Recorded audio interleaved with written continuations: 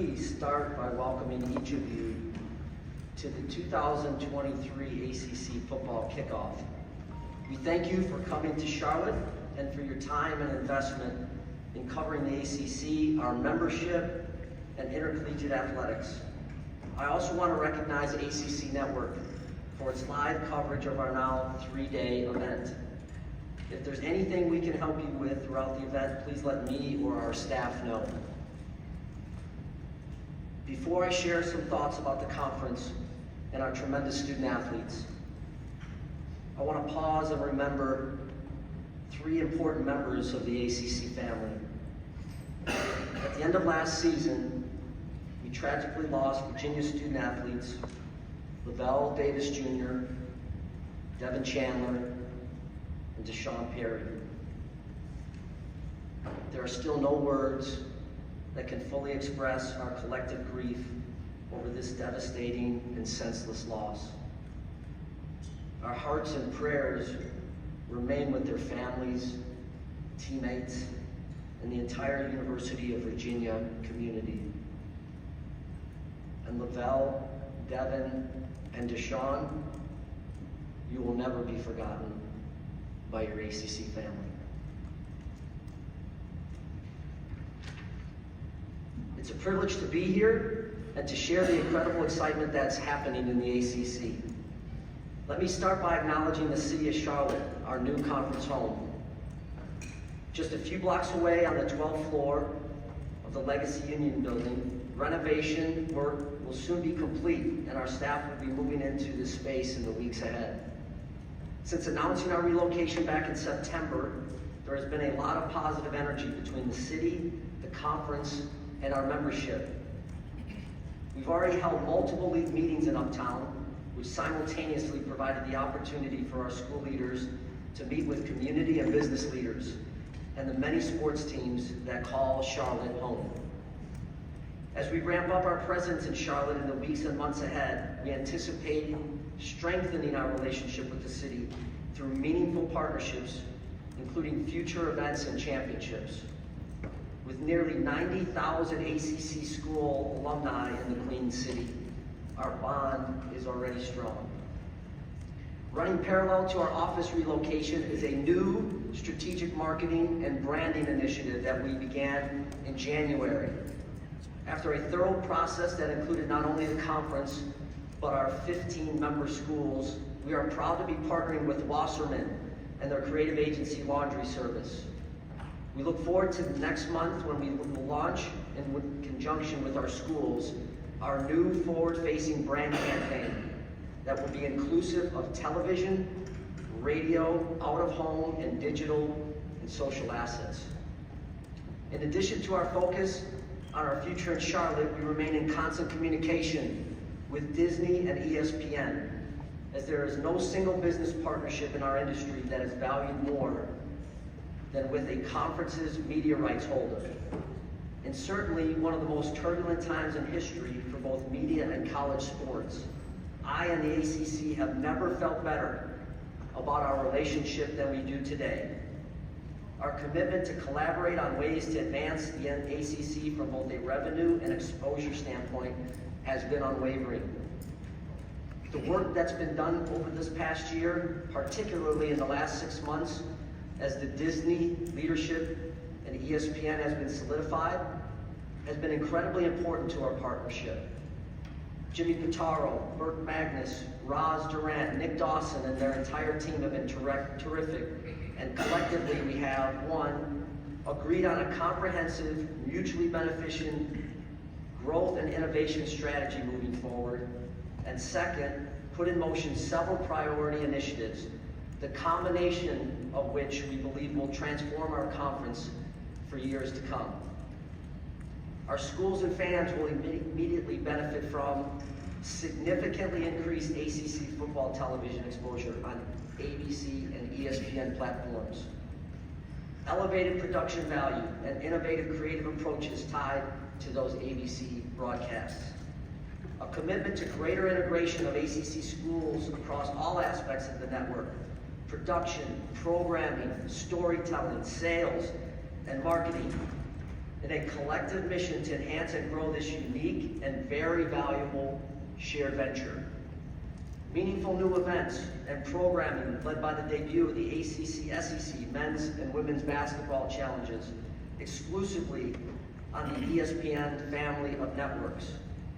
Near and longer term initiatives include continued creative approaches across all 28 ACC sponsored sports, especially in football and men's and women's basketball. Significant partnerships on data and technology. Coordinated strategies around the quickly evolving direct-to-consumer marketplace. Deeper campus integrations across a range of areas, including programming and production enhancements, coordinated brand positioning, marketing and promotional programs, and most importantly, corporate sales opportunities.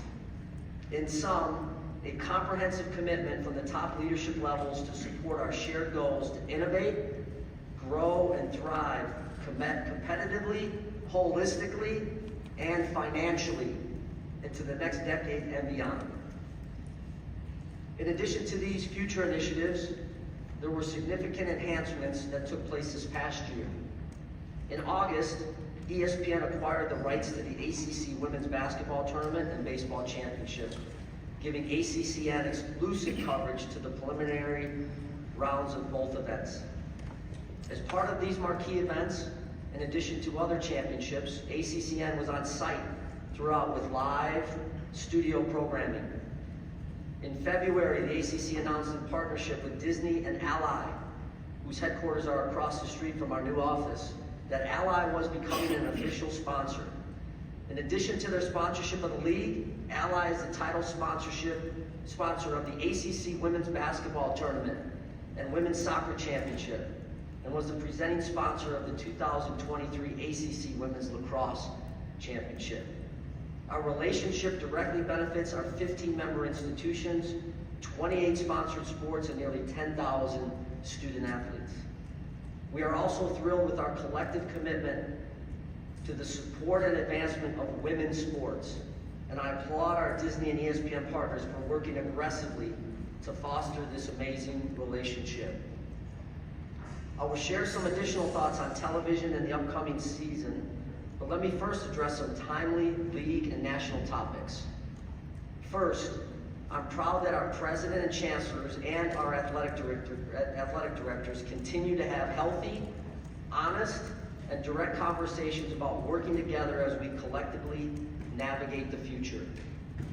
I'm well aware of the narrative and stories surrounding the ACC and our members, as well as the frustrations of some of our schools on our financials.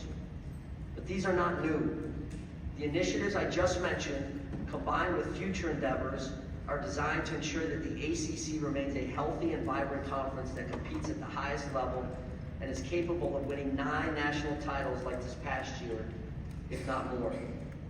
At the end of May, following an analysis and discussion that took place throughout the past year, the board announced its endorsement of a success incentive initiative that will begin during the 2024-25 academic year.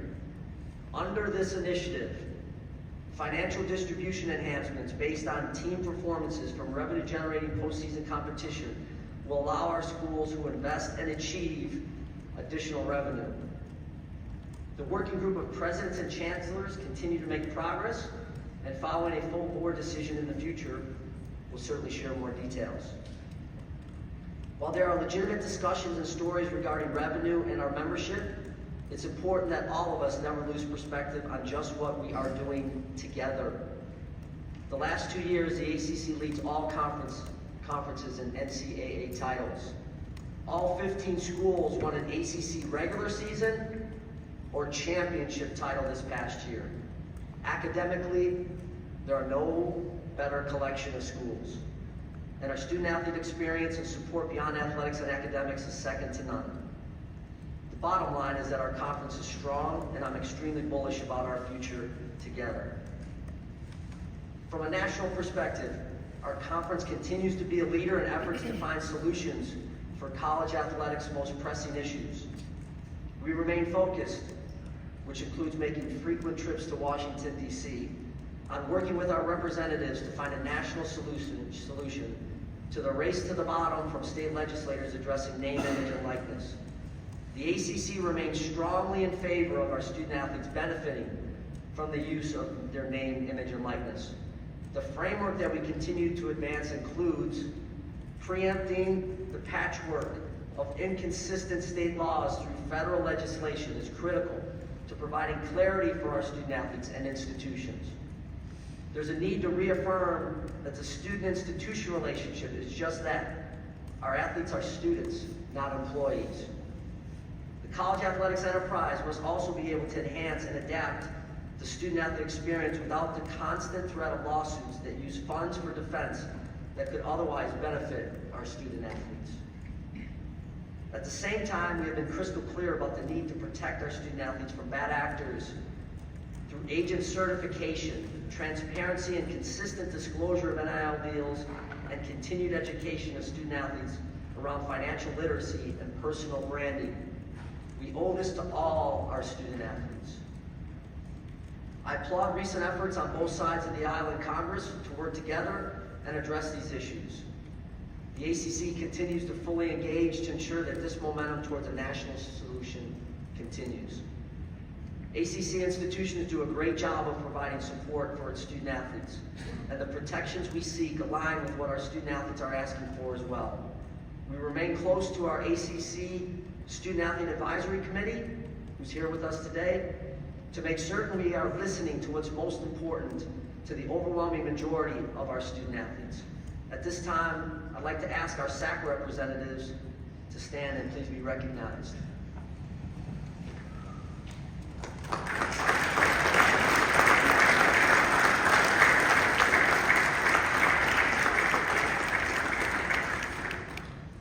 Our student athletes and those that compete in other leagues represent not only themselves, their families, schools, and conferences, and even their countries.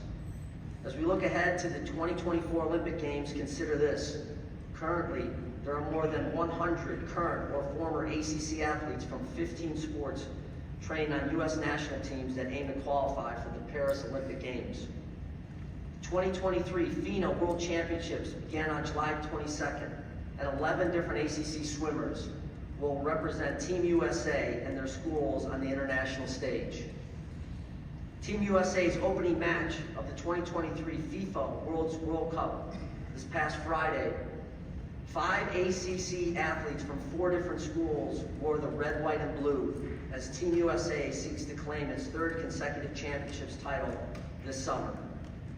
Speaking of the Women's World Cup, a total of 29 current and former ACC student athletes representing 9 different countries are competing on this year's biggest stage.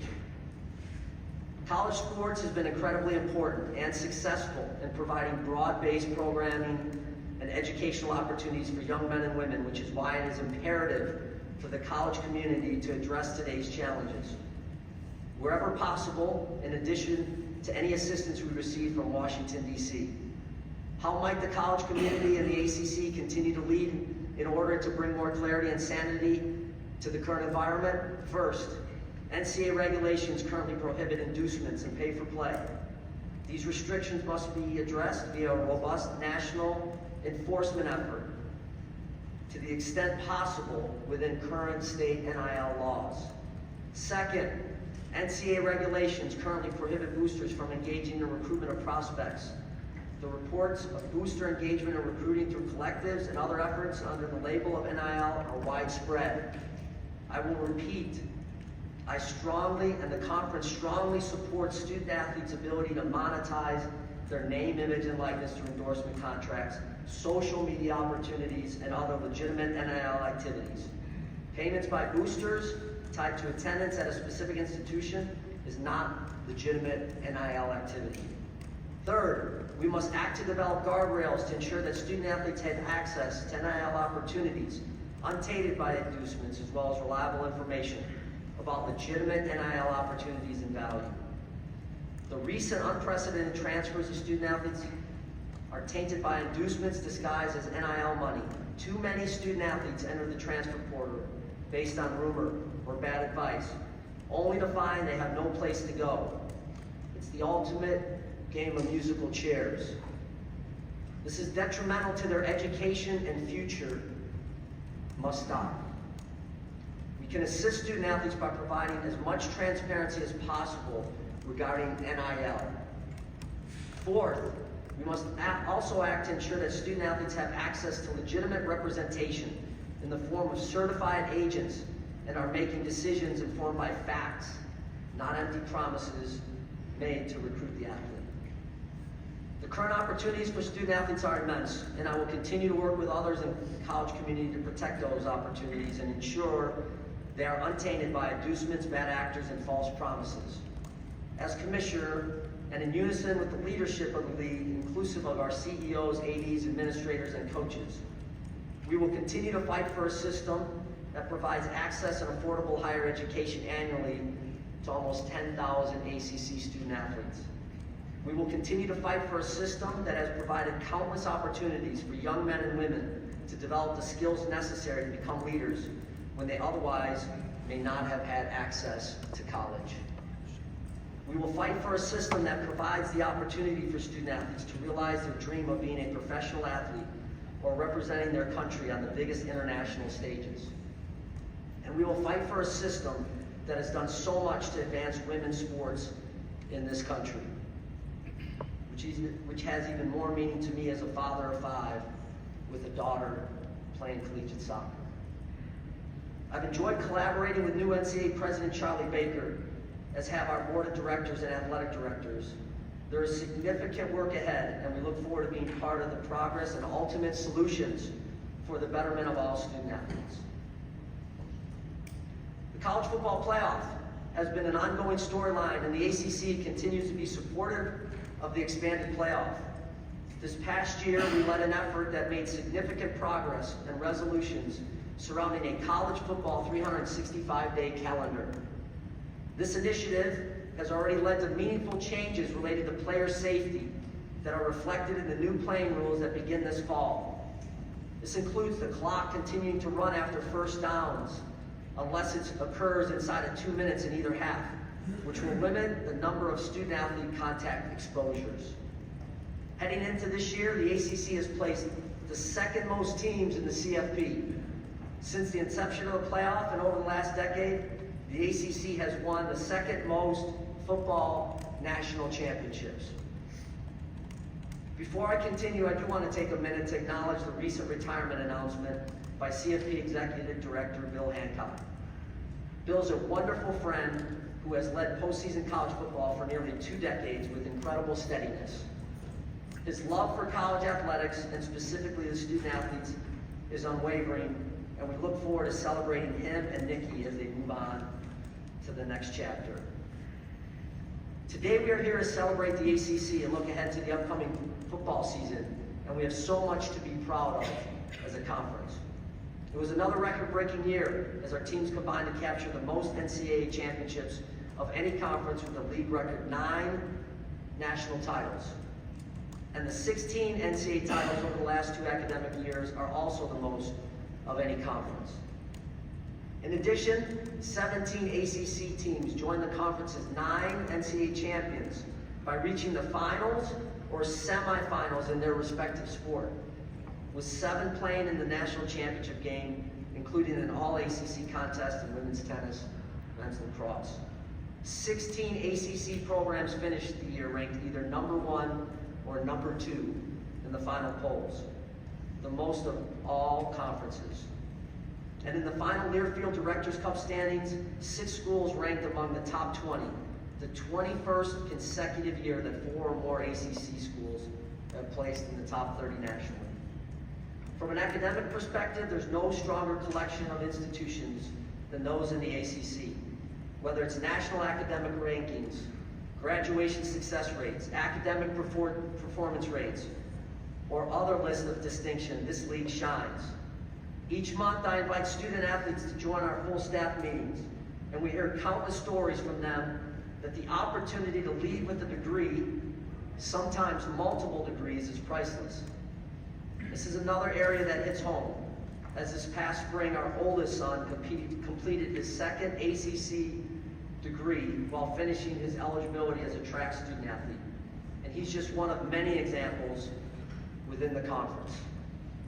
Beyond the classrooms and athletic competition, the ACC remains committed to the ongoing work in racial and social justice, health and safety, and professional development. 2 weeks ago, we held the 2023 ACC Unity Tour in Washington, D.C. This year's event followed the inaugural tour that took place in Selma and Montgomery last summer, which is absolutely amazing. During our 4 days in D.C., 10 representatives from each of our 15 schools participated in an immersive experience called Awareness to Action. It was an incredible trip that allowed us to celebrate the 60th anniversary of the March on Washington and experience the National Museum of African American History and Culture and the U.S. Holocaust Memorial Museum. The visit also included a gender equity and sports panel sponsored by our Orange Bowl partners. In May, our league partnered with the U.S. Council for Athletes' Health to further the 15 institutions' collective commitment to providing comprehensive services to our student athletes. The partnership is overseen by the ACC Healthcare Administrators Group, which includes experts from each of our member institutions. We collaborate on conference-wide athletic medicine, health and safety initiatives, including the league's annual Health and Safety Summit. In addition, ACC sports medicine professionals now have 24/7 access to the Council's membership platform, strategically designed to assist our schools in providing unsurpassed health care. Our league and member institutions continue to be committed to broad-based programs and the opportunities they provide. On July 1st, our league officially welcomed gymnastics as its 28th sponsored sport and 15th women's sports offering. The 15 women's sports are the most among our peer conferences, and no other peer conference sponsors more than 28 sports. We are 37 days away from when ACC football kicks off the 2023 season. I know there is great excitement and anticipation. We welcome 2 new head coaches to the league, Georgia Tech's Brent Key and Louisville's Jeff Brown. Both are terrific additions to an outstanding group of coaches currently in the ACC. Following the 2022 regular season, we announced Alberto Riveron as the new ACC Supervisor of Officials. Al joined the league after serving as an NFL rules analyst the past few years and was previously the NFL's Senior VP of Officiating. He brings a distinguished 30-year career as both an NCAA and NFL on-field official and an officiating administrator. Al just finished the league's football officiating clinic last week and will be available later today in this room. During that time, I encourage you to ask about our efforts since his arrival, his campus travels to meet with the coaches, and his collaboration with our officials. This spring, we hired 8 position supervisors who have all worked in D1 college football, and all but one currently serves as an NFL official. During the season, these supervisors will assist in evaluating every ACC game to ensure consistency across all on-field officiating positions. Once again, the ACC's non-conference schedule is arguably the toughest in the country. 25 games against Power 5 opponents, 11 non-conference games against teams ranked in the final 2022 Associated Press Top 25 poll, 27 games against opponents that appeared in a bowl game last year, and 11 non-conference games against teams in ESPN's 2023 Way Too Early Top 25. The season will begin on Thursday, August 31st, with our teams featured in 12 games over 5 straight days. No other league plays across all 5 days on Labor Day weekend, and this is the 5th time in the last 7 years. And yes, I'm planning to try to get to every one of those opening games. If you want to join me, please let me know. I'll take you along. Last summer, the league announced that 2023 would be the first of its new 3-5-5 conference scheduling model that provides significant enhancements, the most important of which is that our student athletes will have a chance to play every school, both home and away, over a 4-year period. The model eliminates divisions, with the top 2 teams based on winning percentage competing in the ACC Football Championship game at the Bank of America Stadium on the first Saturday of December. Following the regular season and championship game, our teams will have the opportunity to compete in the college football playoff or participate in a bowl game anchored by our partnership with the Capital One Orange Bowl. The ACC has 12 amazing bowl destinations throughout the country that all provide memorable experiences. As I indicated earlier, and in conjunction with our partners at ESPN, we have significantly increased ACC football television exposure on ABC and ESPN platforms. During the first 3 weeks, the ACC has scheduled a pair of games on ABC's Saturday Night Football, as well as 11 appearances on ABC, ESPN, ESPN2. In total, 7 ACC contests are scheduled for national ABC broadcast, and ACC Network will also feature 13 games. In fact, of the 10 full national ABC telecasts, 7 of them feature 7 different institutions. We're also thrilled that ESPN's College Game Day announced yesterday that they will be live from the Queen City on Saturday, September 2nd. College football's premier pregame show will air ahead of the primetime Duke's Mayo Classic featuring North Carolina. In addition to our partners at ESPN, we welcome the CW Network to our lineup of broadcast partners. Beginning this year, the CW will broadcast 13 ACC football games throughout the regular season.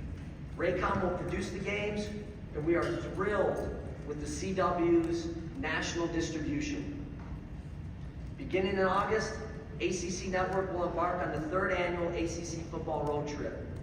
Once again, this initiative will deliver 14 one-hour shows airing in prime time from each of our campuses. Following this forum, I'll invite the ACC Network to come up and make an announcement. There continues to be significant excitement surrounding the future of ACCN and its football programming. Before I close, and unrelated to the ACC, I do want to briefly address the ongoing matter at Northwestern, as I'm sure some of you have questions. As you are aware, I released a statement last week.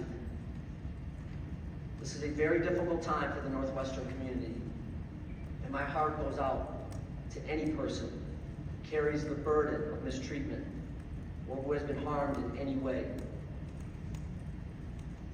During my 30-year career in college athletics, my highest priority has always been the health and safety of all student athletes.